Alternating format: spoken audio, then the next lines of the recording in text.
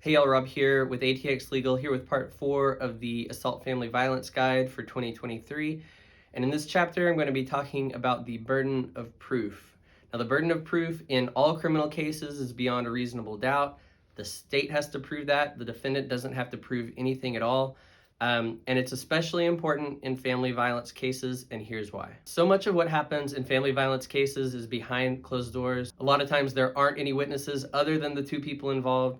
So it comes down to he said, she said a lot of times. This is important because statements that are just conflicting without more and without other supporting evidence is not enough for a conviction. So if that's all there is, the case should be dismissed by the prosecutor after they look at the evidence. Now, to make their case, the prosecution is going to look at other evidence surrounding the incident. So, for example, is there bruising? Are there scratches? Is there destroyed furniture? Is there a recording of the event? Maybe an audio recording or a phone call.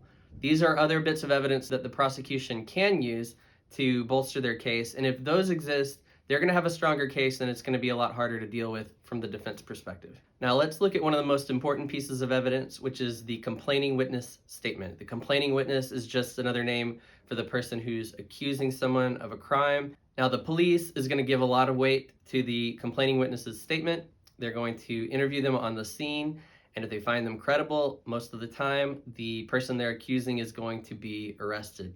But there's a lot of nuance that goes into the complaining witness statement, and each case is a little bit different, but there are certain patterns that they all follow. And a lot of times the complaining witness is saying, look, I don't want him arrested. I had a big part to play in this. It wasn't just him.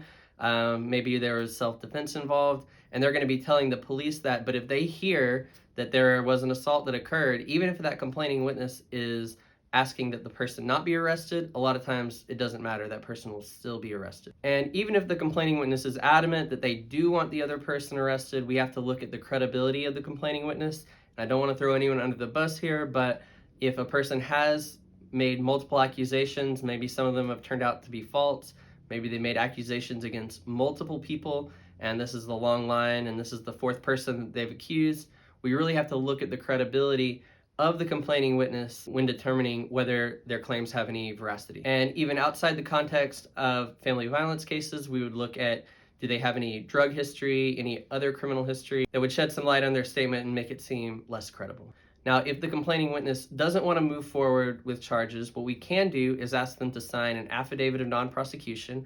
That's just a notarized statement that says they don't want to move forward with charges. We would turn that over to the prosecutor. Now, the prosecutor does not have to drop the charges just because the complaining witness turns in an affidavit of non-prosecution. They'll look at their case and see if they can prove it without the complaining witness statement.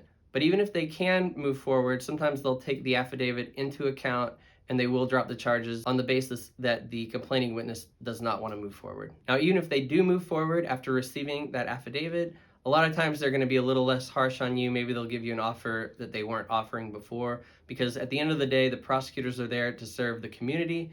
In this case, the community is that complaining witness.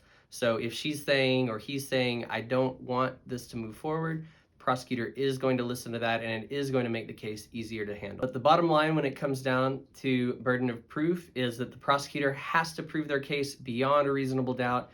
And if they can't do that, the defense has to push back until they get that dismissal, or just set it for trial and put it in front of a jury. Because for all the reasons that I go into in the other videos, you really don't want a conviction with a family violence finding on your record. None of this is legal advice. It's all for educational purposes. But if you would like legal advice on your particular case, you can visit us at atx.legal.